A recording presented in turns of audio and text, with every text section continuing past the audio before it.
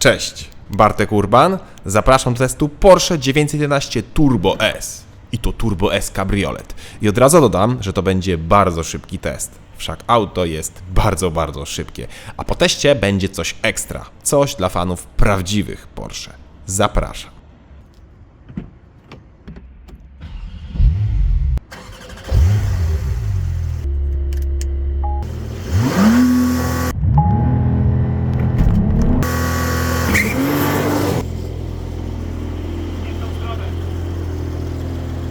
Tak jak mówiłem, 911 Turbo S Cabriolet to piekielnie szybki samochód i za to niesamowicie fajnie otwieraną klapą kryje się 6-cylindrowy Boxer 3,8 litra, który ma dwie turbosprężarki, które to generują 650 koni oraz aż 800 Nm.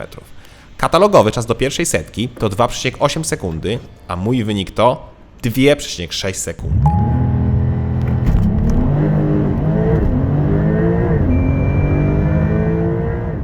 Tak. 2,6 sekundy w seryjnym samochodzie, który przecież nie ma aż 1000 koni. To jest jakiś obłęd.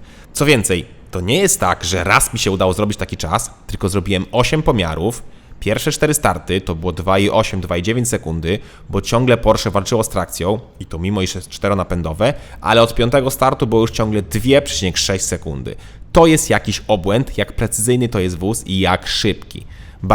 Przyspieszenie od 50 do 150 to 3,9 sekundy, a czas od 100 do 200 to 6,1 sekundy. Kosmos. Prędkość maksymalna to 330 km na godzinę. 330 w kabriolecie. Naprawdę, kosmos, bo odczucia, jakie towarzyszą podczas przyspieszenia w tym aucie, są nie do opisania. Skrzynia biegów to 8-biegowa, dwusprzęgłowa przekładnia PDK, która bije biegi tak szybko, że szybciej się chyba nie da i w trybie Sport oraz Sport Plus praktycznie nie ma laga. Piękna sprawa. Gdyby tylko ten drążek zmiany biegów był ładniejszy, bo ten tutaj jest okropny, taki mały dzyndzel, który wygląda po prostu źle. Źle też wyglądają te pasy, które idą przez maskę oraz przez dach, ale na szczęście to opcja. Cały czerwony prosiaczek wyglądałby dużo lepiej. Wersję turbo można oczywiście poznać po wlotach z tyłu, których zwykłe odmiany nie mają. I te wloty oraz poszerzenia super się prezentują podczas jazdy, bo cały czas widać tą dupcię w lusterkach. Dodatkowo odmiana turbo ma aktywną aerodynamikę, którą możemy rozłożyć z przycisku lub otwiera się sama w trybie Sport i Sport Plus oraz oczywiście przy wyższych prędkościach. I co ciekawe, nie chodzi tylko o ten wysuwany spoiler z tyłu, ale również z przodu otwiera nam się dodatkowy spoiler pod zderzakiem. Nieźle, co? Taki rozkładany mały pług. Mały to jest w tym aucie bagażnik, który jest oczywiście z przodu, bo z tyłu jest silnik. A z przodu bagażnik ma 128 litrów pojemności. Pojechałem razem z kolegą do Wrocławia i powiem Wam, że ledwo wcisnęliśmy tam 2 plecaki i parę gratów do nagrywania. Co ciekawe, producent podaje jeszcze przestrzeń za przednimi fotelami, jako otwarta przestrzeń bagażowa i ona ma 163 litry. Faktycznie, tam są 2 fotele, ale nawet dzieci tam się nie mieszczą, więc trzeba to traktować jako bagażnik. Ale poza bagażnikiem, to 911 Turbo S jest moim zdaniem autem, które spokojnie można nazwać everyday supercar, czyli super samochód, którym można podróżować codziennie. Poważnie, to jest jeden z tych wozów, w którym da się pojechać i w trasę, i da się skoczyć na tor, i da się zrobić zakupy w mieście. Te zakupy to oczywiście małe, ale się da. Dzięki temu, że 911 Turbo S ma napęd na wszystkie koła, to jest naprawdę bardzo proste podczas jazdy i samochód nie chce nas zabić. Oczywiście, jak na mokrym asfalcie dacie mocno w gaz, to będzie auto walczyło o trakcję, ale równie szybko jak ją zgubi, tak samo szybko ją złapie.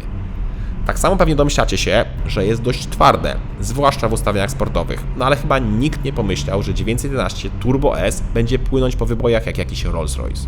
Chociaż i tak, moim zdaniem, jest nieźle. Nieźle, jak jedziemy spokojnie, a genialnie, jak jeździmy szybko. 911 Turbo S jest precyzyjna, jest ostra, jest piekielnie szybka. Każdy zakręt wydaje się, że pokonujemy już na granicy, a jednak wciąż możemy ją przekraczać i przyspieszać. Układ kierowniczy jest bardzo precyzyjny i czuły, a zawieszenie przy ostrej jeździe idealne. No i do tego wersja turbo ma ceramiczne hamulce w podstawie, które są super mocne. Co prawda nieco piszczą na początku, ale jak się rozgrzeją, są piekielnie mocne. Naprawdę czuć, że jest to sportowy samochód z krwi i kości. W zasadzie jedyne, co trzeba potraktować jako wadę, to dźwięk silnika i układu wydechowego. 6-cylindrowy Boxer to nie jest kwintesencja doznań akustycznych, to trzeba polubić. Dźwięk jest mocno mechaniczny, słychać syk turbin, ale to nie jest taki brutal.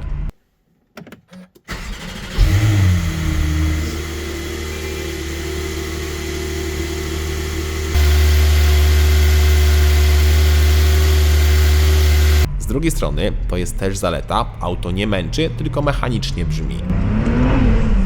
Zwłaszcza w cabrio. Wszystko słychać jeszcze lepiej, chociaż ja wolałbym odmianę coupé.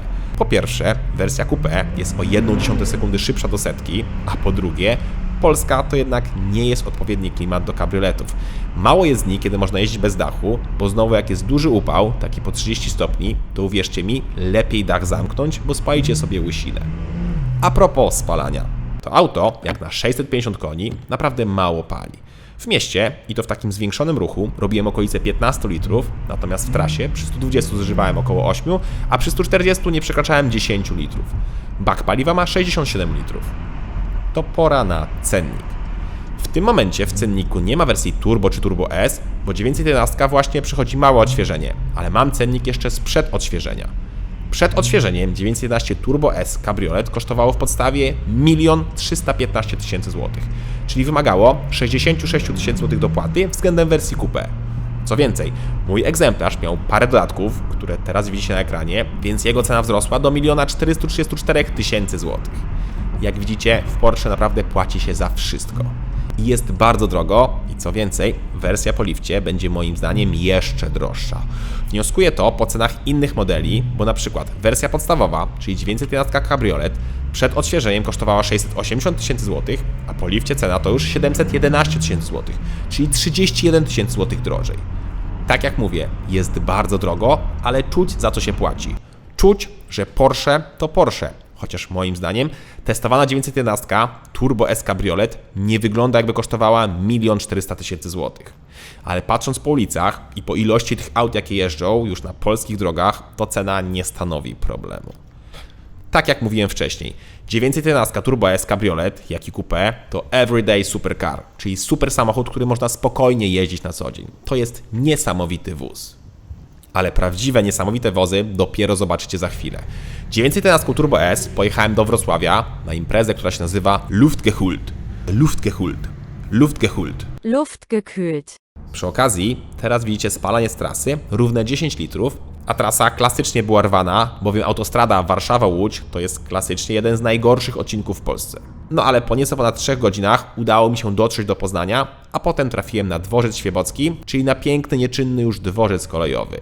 A tam Luftgekühlt, co w dosłownym tłumaczeniu oznacza chłodzony powietrzem. co w sumie już dużo zdradza o tej imprezie, bowiem jest to impreza tylko dla Porsche i to tylko dla Porsche chłodzonych powietrzem, tak zwanych wiatraków. Całym autorem zamieszania jest oto ten pan w czapeczce, czyli Patrick Long. Good evening. Thanks for being here. We're excited to be in Poland. This is going to be quite the party tomorrow. Świetny kierowca wyścigowy, który m.in. dwukrotnie wygrał wyścig Le Mans. Patrick, jako ogromny fan starszych Porsche, cierpiał na brak imprez dedykowanych dla takich świrów jak on, więc postanowił, że sam stworzy taką imprezę. I tak oto w 2014 roku powstała pierwsza edycja Lufta, która odbyła się w Kalifornii, w Stanach Zjednoczonych, czyli tam skąd pochodzi Patrick. Impreza okazała się dużym hitem, do tego stopnia, że kolejne edycje są również realizowane w Europie, a w tym roku wybór padł na Wrocław. Jak widzicie, było grubo. Oj, było grubo. Od razu po zaparkowaniu trafiłem na masę nowych Porsche, więc bardzo szybko je pominąłem, bo w oddali stał żółtek. Żółtek, czyli RUF 911 CTR Yellowbird. Najszybszy samochód świata z 1987 roku, który powstał głównie po to, żeby pokonać Ferrari F40. Prędkość maksymalna 339 km na godzinę. I co ciekawe, Yellowbird odebrał tytuł najszybszego samochodu świata innemu modelowi Porsche, czyli modelowi Porsche 959. A model 959 był na tej imprezie. Ba, były nawet 2 sztuki. Nie powiem, robił on niesamowite wrażenie, zwłaszcza ta biała sztuka. Zresztą Yellowbird to nie było jedyne auto dotknięte przez RUF-a. Była też inna sztuka 911, która została zmodyfikowana przez tą niemiecką markę. Na imprezie było też na przykład przepiękne Porsche 356 z 1953 roku, które jest najstarszym Porsche w Polsce. Z ciekawostek, na przykład ta sztuka 911 to pierwsza w historii 911S, która m.in. występowała w reklamie, którą teraz widzicie na ekranie telefonu. Ta sztuka ma numer 1 i tą 911 jeździł też m.in. król Szwecji. Co więcej, ten sam właściciel, czyli tej 911, przytargał na zlot tą oto Formułę V, czyli serię wyścigową opartą głównie na Volkswagenie Garbusie. Ten dokładny egzemplarz jest z 1967 roku i ma numer 238, a wszystkich sztuk było niecałe 300. Ten mały bolid ma 340 kg wagi i 110 koni mocy, więc osiągi były naprawdę świetne. A jak już jesteśmy nieco przy Volkswagenie, to ta jedynka jest również tego samego właściciela i została podobno znaleziona w shopie w Polsce, gdzie auto przespało kilkanaście lat nieruszone, po czym właściciel zmienił olej i kilka drobiazgów i auto od strzała odpaliło. A w kabinie, jak widzicie, auto kryje sporo skarbów. A propos skarbów, to zobaczcie na to. Model 917 z 1972 roku o mocy 1000 koni, który rozpędzał się do 360 na godzinę oraz który powstał tylko po to, by pokonać McLareny w wyścigach Can-Am, czyli północnoamerykańskich mistrzostwach Canadian American Challenge Cup.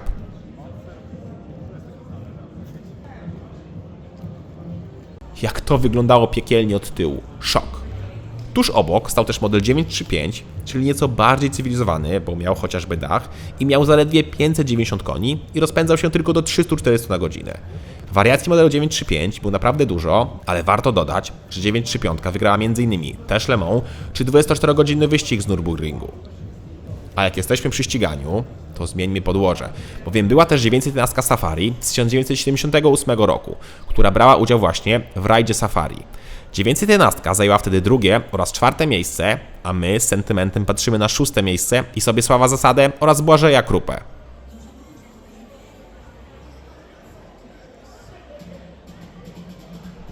Wróćmy jeszcze do Volkswagena i tak zwanych Volks-Porsche, czyli modelu 914. To są modele, które bardzo często nie są uznawane za prawdziwe Porsche, tylko właśnie za Volkswageny. I taka ciekawostka. Wyprodukowano około 119 000 sztuk 914, a zaledwie 2,8% miało silniki z Porsche, czyli 6-cylindrowy, 2-litrowy silnik. Pozostałe, ponad 97% miało silniki Volkswagena. Były też przepiękne modele RS, w jak zwykle przepięknych lakierach. W ogóle Luft to jest jedno z tych miejsc, gdzie nie wiedziałem, gdzie się popatrzeć, bo wszędzie stało coś, co chciałem zobaczyć. Nawet te wersje po różnych tuningach miały coś w sobie. Były też już takie legendy tuningu jak RWB czy Singer. RWB to te ogromne poszerzenia i nity, a Singer to znowu tak zwane rest mody, czyli nowoczesne auto, ale w starej skórze. Tak to można powiedzieć w dużym skrócie. No i jest piekielnie drogie.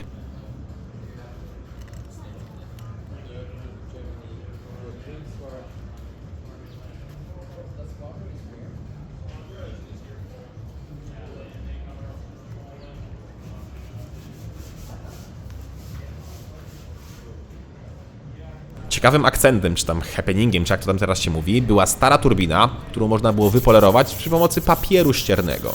Oczywiście nie odmówiłem sobie tej przyjemności.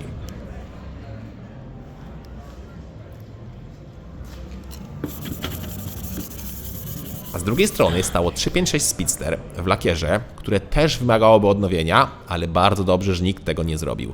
Taka patyna robi niesamowity efekt, jakby auto od tych 60 czy tam nawet 70 lat jeździło dzień w dzień i nikt z nim nic nie robił. No coś pięknego.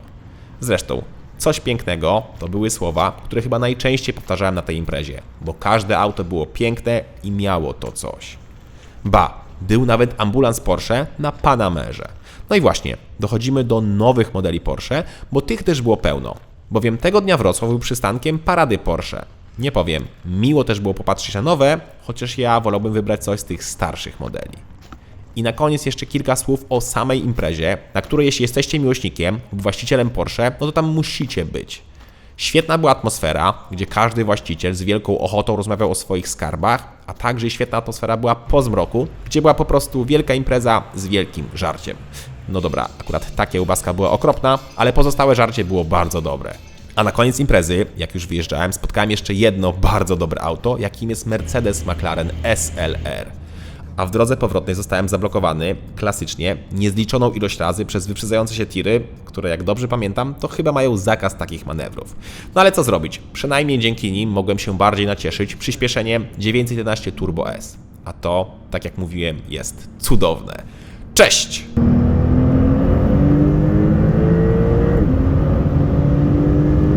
Ty to wszystko wrzucasz? Myślałem, że tylko testy.